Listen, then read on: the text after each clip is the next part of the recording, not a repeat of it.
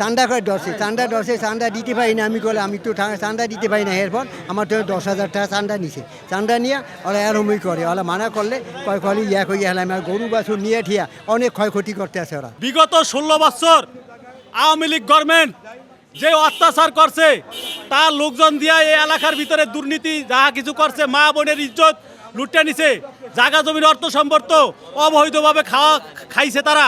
এখন বর্তমানেও তারা সেরকম করতেছে।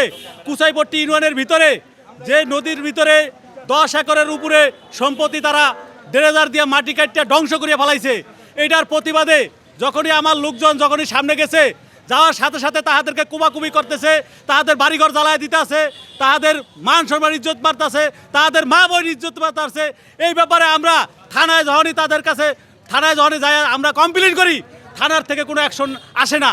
যেহেতু অ্যাকশন আসে না, আমরা অ্যাকশন কিভাবে আসে সেই জন্য আমরা মানববন্ধন করছি এই কোর্টের সামনে। 5 বছর ধরে বাড়ি করছি, অগর জন্য কোনো শান্তি পাই না। কোনো একটা মেয়ে বিয়া শান্তি পাই না, একটা ছেলে বিয়া করায় শান্তি পাই না।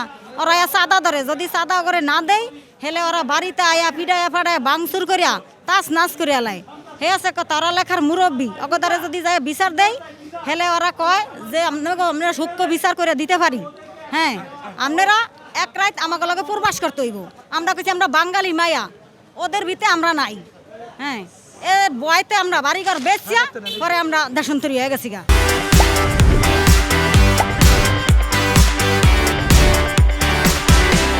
আমি এই নদী ভাঙ্গা লোক। আমি কত জমিন এই এগো এলাকায় কত জমিন কিনিয়া আমি বাড়ি করছি।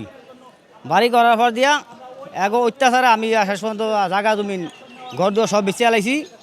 বেচার পর দিয়া হেয়া পরও শান্তি হয় না। হেরা এয়া পর আমার এই মোহে গামছা দিয়া এরা আমার বিলে লেগে গেছে। বিলে নিয়া দাও দেখাইছে, বডি দেখাইছে, ছুরি মুড়ি দেখায় আমার পুকুরা মারার একটা হুমকি দিছে। হুমকি দেওয়ার পর দিয়া শেষ পর্যন্ত কইতে আসলে তুই 1 লাখ টাকা দিবি আনে তোরে মারি আলেমি। হ্যাঁ, শেষ পর্যন্ত আমি এই জানের ভয়তে হেবার আমি 1 লাখ টাকা বাধ্য হয়ে শেয়ার করছি। তো ওই মুহূর্তে আমার টাকা আসিল না, আমি বাড়িতে আয়া হেবার 1 লাখ টাকা আমি করে দিয়া হ্যাঁ হেবার আমি ঢাকা চলিয়ে গেছি গা। মুসলিম ব্যাপারী, শামীম ব্যাপারী আর সোহেল ব্যাপারী, নিজাম ব্যাপারী, ওদের এই 4 জনের জন্য আমরা দেশে টিকতে পারতাছি না। ওরা বালুর ডেনাজার চালায়, নদী কাছে, ঘরবাড়ি নদীর কাছে ঠিকানা, কিন্তু জমিন ভাঙ্গা যায় এবং নদীও কাছে।